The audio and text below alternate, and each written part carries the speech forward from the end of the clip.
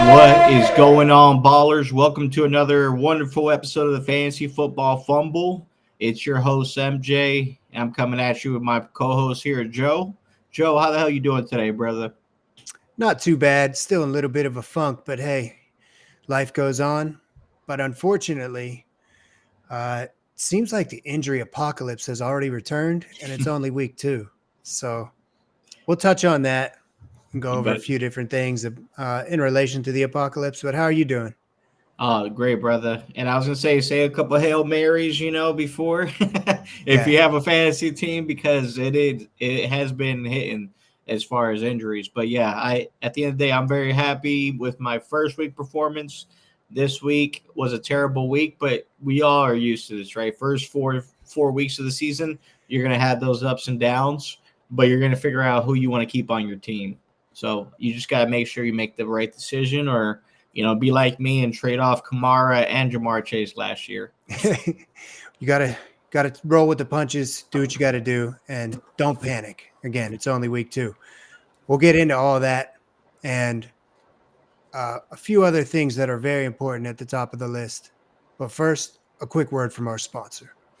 Hey there, my name is Manny James Gonzalez with PRB, and I'm a real estate agent here in Central Florida. I'm a U.S. Navy veteran, military relocation pro, and big supporter of 2A and veterans' rights. My specialty is VA transactions. I'm also experienced in all parts of real estate. I've been living in Florida for over 20 years, and I can tell you we still believe in freedom down here. One of the greatest job markets, excellent economy, and no state income tax. When it comes to an agent, you want one that's going to be honest, not afraid of a fight, and most importantly, willing to do the things that some agents aren't willing to do. And what's that, Manny? Shoot straight, Dan.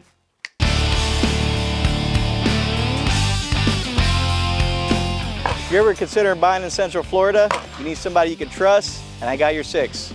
I'm Manny James Gonzalez, find land for the free and home for the brave.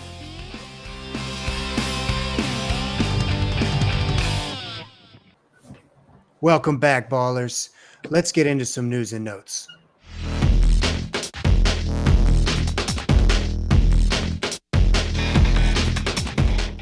As I mentioned before, the injury apocalypse has returned. It's only week 2, so get ready for week 3. Cincinnati Bengals quarterback Joe Burrow was placed on injured reserve and will miss the next 3 months. So essentially, for fantasy purposes, his season is over. Vikings running back Aaron Jones has also been placed on IR and will miss a minimum of 4 weeks. And the same day, Cam Akers signed with the Vikings as well. Wouldn't really put too much stock into that. And also on the Vikings, J.J. McCarthy is expected to miss 2 to 4 weeks with a high ankle sprain. If they say 2 to 4, seriously, just plan for 4. And New York Jets quarterback Justin Fields is in the concussion protocol. So if you are starting him, keep an eye on that. And then lastly, just some news regarding the Houston Texans. Wide receiver Christian Kirk is expected to play in week 3. So if you've had him on waivers or you've just had him on your bench and you're struggling at wide receiver, I wouldn't plug him in just yet, but it might be a good idea to keep an eye on him, see what he does in week 3. I really hope that he opens up the field a little bit and creates more opportunities for Nico Collins because he's struggling a little bit over the first couple weeks. Now let's get into our hot matchups.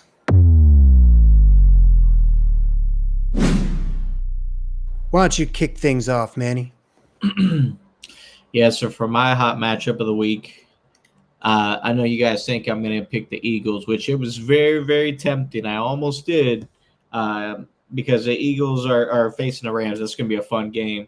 Honestly, the highest scoring game of the week, in my opinion, is going to be the Lions versus the Ravens. 2 powerhouses, Lions for the NFC, Ravens for the AFC. They're trying to fight for position this year because they're guys that have been in the playoffs in the last few years. They just can't break through, win that full Super Bowl. So they're going to be looking to prove themselves here this week. And so I think whoever wins out of that, you're going to see in conference championships. So obviously, if you have Lamar Jackson, Derrick Henry, you don't let that one game fool you. Derrick Henry is a must start every single week. Wide receivers, Zay Flowers coming on strong. He came in strong near the second half of last year. I think this year there's going to be he's going to be more consistent. So if you have that nice floor, high ceiling, a great player to have. You might even be able to buy low on him right now. So people don't know that he's really going to do that all year long. Obviously, on the Lions side, I've talked about the Lions for the last few years. Ever since they got that duo of Montgomery and Jahmyr Gibbs, it's been a solid backfield. Amon-Ra, you have him in the league. I mean, absolutely went off last game, 3 touchdowns. He was a freaking monster. Total monster. It was such a fun game to watch because the Lions said, "Fuck you, we're just gonna throw some bombs on you," and they put a 50 burger on that ass. And they said, "You in our division, dog. Of course we're gonna run up the score." Like what? I what the know. fuck's wrong with you? I'd expect nothing less. I love it, man. As a fantasy owner, I am super pleased because Dan Campbell says, "Fuck your feelings. I'm gonna go ahead and I'm gonna run up the score on your ass any way I can." And there's a couple other coaches like that over the last few years. I love to see it until it's my team getting smacked. Then it's not so fun. Yeah. Yeah, But it is. It is great to see, though, especially from a fantasy perspective. And I remember, man, when I was picking, when I was drafting Amon-Ra, I know I was talking it out with you, and I was deciding between Puka and Amon-Ra because I said Puka's got the bigger ceiling, but Amon-Ra's got the safer floor. And so far, it's been the opposite, where Puka's giving you like an even 20, 25 points. And, we first couple weeks been a little up and down with Amon-Ra, but he came back in a big way. And I expect that to steady out to just some solid, really high-scoring games for him. Oh, man, he's going to be top 3, it looks like. I was wrong. Top number 4 wasn't good enough. It's number 3. Yeah, and I had Puka, I think, at number 3, and he's right around there. But I am most excited for that game, admittedly. But for my hot matchup, I have the Bills versus the Dolphins. Honestly, I think this is going to be the ass whooping of the year. And although this season has been all over the place, there's a lot of teams stepping up we didn't expect. It wouldn't surprise me if this somehow turns out to be close. I just seriously doubt it. This is what I think is going to happen. By the end of the first quarter, the Bills are up by about 2 scores, and then that lead gets progressively wider as the game continues, and they're going to score any way they want. Josh Allen will probably have a throwing and rushing touchdown in the first half, and I expect James Cook to have a rushing touchdown too. And then, the second half, we're going to see a lot of throwing from Miami trying to play catch up. And, the thing is, if you were disappointed in the Bills receivers last week, remember, this is par for the course. They're going to score a lot of points. You just don't know exactly who it is. But if this turns out to be a shootout where, the Bills are just having fun and Miami's trying to play catch up, they could go off again. You just never know who the primary target will be for Josh Allen, just like Mahomes and the Kansas City Chiefs. Anyway, I think the Dolphins will be forced to throw the ball in the second half, leading to an above average output from Tyreek, Waddle, Achane, and maybe even Tua. But I wouldn't start Tua. I would probably start the other 3 and just cross my fingers for garbage time. If I have him on my team, obviously I'm putting Achane in. He looked amazing last week. But I would probably play Tyreek and Waddle too. And, one-sided games aren't typically fun to watch, but they can be really fun if you need some fantasy points in that fourth quarter. Well, let me tell you something here. We were talking about earlier about Dan Campbell running that score up. Well, I'm going to need Sean McDermott to run that score up tomorrow because if you watch the Bills' last game, Josh Allen, everybody's complaining, he didn't have 12. He only had 12, 15 points, right, depending on what kind of league you're in. And unfortunately, the game script just called for a better run plan. Like they couldn't stop the run. They ended up, I think, James Cook had 2 touchdowns on the ground, right? And what was the final gap? It was like 20 points, right? Yeah, it was a ass whooping for sure. But they were going. Most of the touchdowns were rushing, right? And none of them went to Josh Allen. I think they even handed it on the 1-yard line to James Cook one play. So yeah, I remember that. Like that fake out they did. So I could see that going. I hope it goes that way, right? As far as Miami, I mean they've been this guy is basically playing for his job. So Mike McDaniel's going to pull everything out of his playbook right now and just call like these wild ass plays because he's going to want to get a job as an offensive coordinator. So you're right. It could definitely be pretty explosive on the Miami side. I'm not going to hold my breath outside of H-Chan, but it should be a fun game overall. Let's get into our cold calls.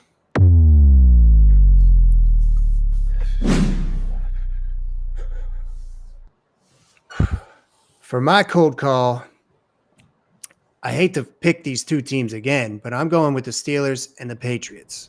I'm not confident in the offense for either team. I know the Patriots looked all right last week, and I know the Steelers looked all right in week 1, but the Steelers completely fell off in week 2, and the Patriots lost to the Raiders in week 1, and they only scored 13 points. So, last week they looked good, but they played the Miami Dolphins. That's why I'm rubbing my hands together for the Bills playing Miami this week. I just think this matchup is going to be a defensive battle. The defense for both these teams has been average, but I think they're both trying to prove their top 10. Their top 10 units. That's how they came into the season. They probably want to get back and prove to everyone, yeah, we are. And I'm not starting any offensive players with confidence aside from maybe Jaylen Warren. I know Ramondre looked good last week, but he's always peaks and valleys his entire career. So I'm not confident in starting him either.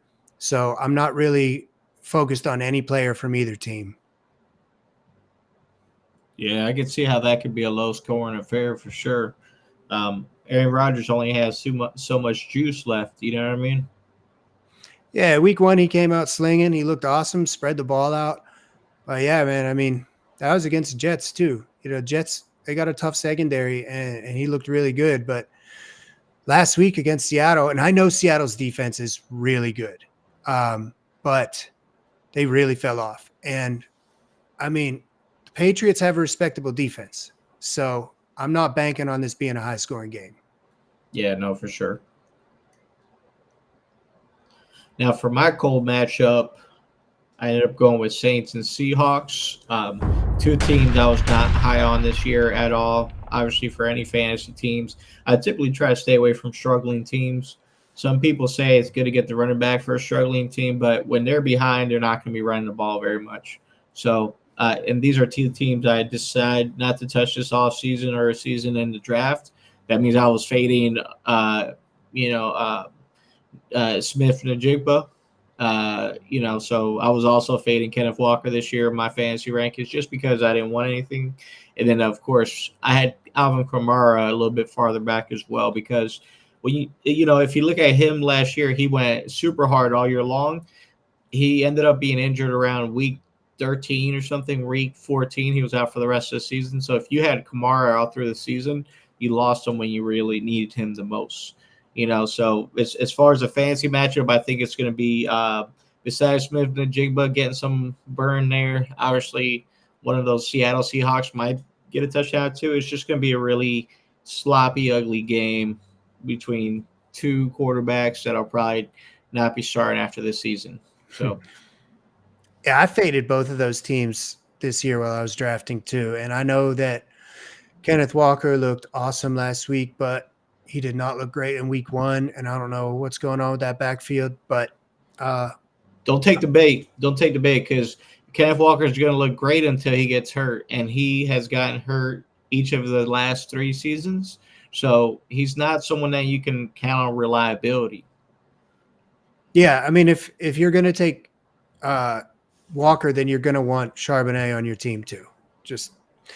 Charbonnet might be great as the lone back, but at the same time, he had 15 carries for 10 yards last week. I mean, I know the Steelers are tough, man, but they couldn't stop Kenneth Walker, but they could stop Charbonnet. So, again, I'm confused about that backfield. I'm staying away from that game too, and I don't have really any of those guys I have Charbonnet on my bench in a bunch of leagues, but I don't have much invested in either team. So now let's get into our shit calls.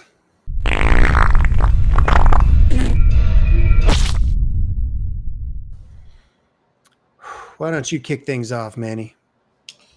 So for my shit call, last week I said the Eagles and the Chiefs are going to be a hot matchup.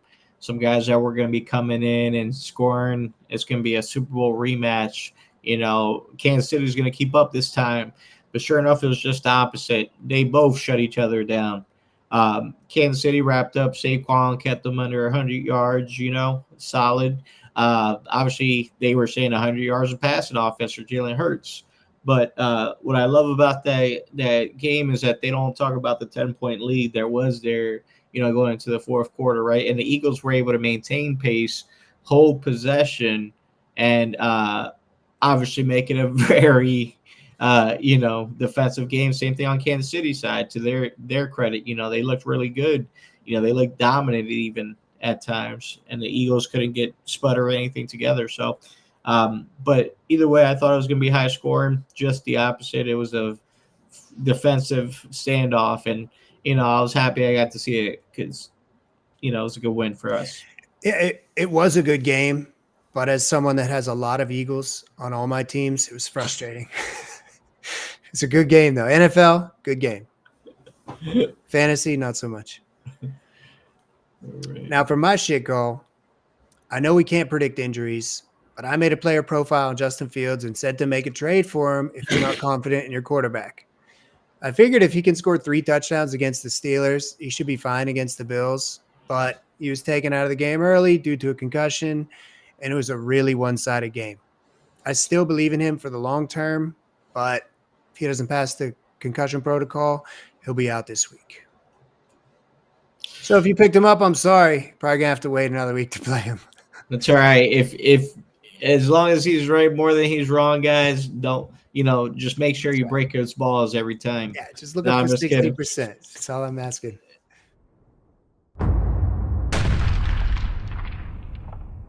Hey guys, so another cool thing to add. Obviously, we're trying to help you out with your fantasy season. We want to make sure you have a good team.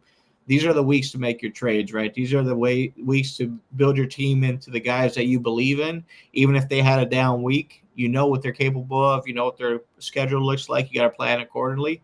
And just wanted to go over some options here. So a guy that I really like, if you're able to go for him, Chuba Hubbard, Carolina Panthers. Like, he was drafted late, third, fourth round. But honestly, with the workloads he's going to get this year, you could expect him like a really nice RB2 for the entire year, maybe some RB2 plus games, but he's going to be somebody I think has a solid floor, solid ceiling, right? Obviously, everyone's making moves around right now, going for ETN. I like him, not paying full price right now for him. But someone else I like is Ted McMillan. Like, he got so many targets, and he didn't even, he didn't score any touchdowns.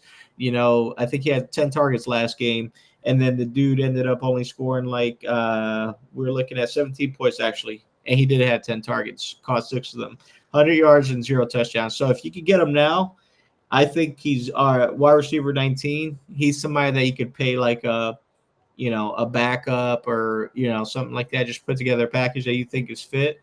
But definitely somebody I would target. Yeah, I actually have Chuba Hubbard on a few of my teams, but I don't have any of Ted McMillan, and I wish I did because I agree with you completely. And a couple other wide receivers I've been looking closely at, and I have them. I have Debo on one team, and I have Wan'Dale Robinson on one team. But there's a good chance that Wan'Dale Robinson's on waivers. So if you can grab him, I think he had 13 targets last game, and he's usually a guy that's just involved like in the slot and with some very short yardage here and there. And obviously in PPR league, he's a great player to have, but they had him involved a little bit. They had him lined up along the side and threw some long balls to him last week too. So with Russell Wilson at quarterback, it may have changed his role there a little bit.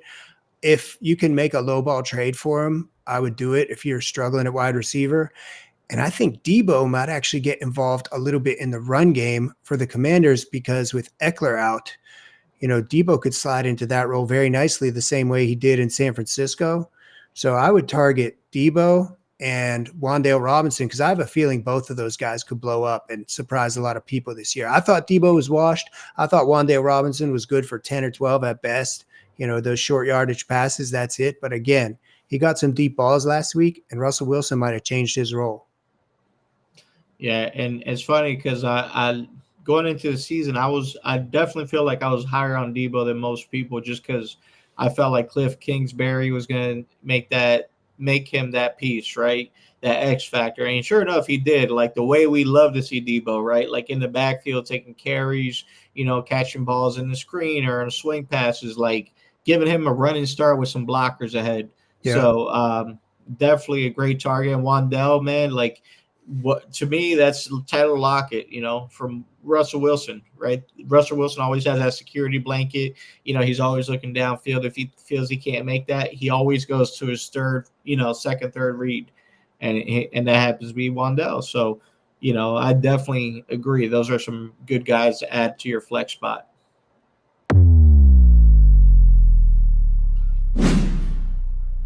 Well, thank you for tuning in, ballers. We appreciate you all liking, commenting, subscribing, and telling your friends. So please, got any questions, throw them in the comments. And Manny, anything you want to add? No, we appreciate you guys. Send the love.